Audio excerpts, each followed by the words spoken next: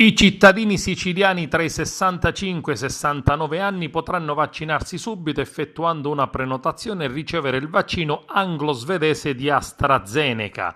Le procedure sono uguali a quelle già presenti nel territorio della Sicilia. Si può utilizzare la piattaforma della struttura commissariale nazionale gestita da Poste Italiane oppure attraverso il portale regionale www.siciliacoronavirus.it.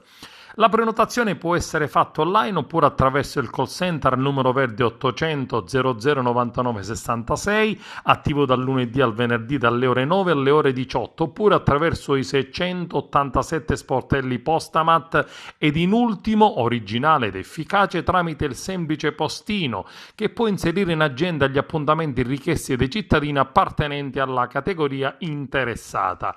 Una procedura che speriamo consentirà di velocizzare le operazioni di somministrazione dei cittadini. Stessa procedura sarà prevista nelle aziende private ricadenti nelle aree industriali della Sicilia grazie ad un protocollo firmato ieri tra la Regione Siciliana, Confindustria Sicilia e Confapi Sicilia.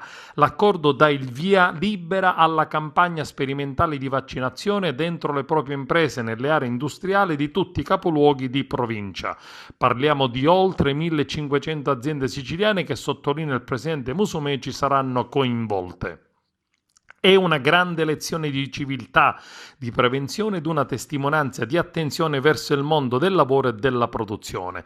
Se la Sicilia cerca di correre più velocemente possibile a Canicattì, il centro vaccinale voluto dall'amministrazione Ventura, consegnato da più di 2 settimane, resta invece inutilizzato. L'amministrazione aveva aderito ad una precisa richiesta dell'ASP ed il comune ha individuato e realizzato in tempi record all'interno di una palestra comunale il necessario, adeguando alle prescrizioni dell'azienda sanitaria di Agrigento.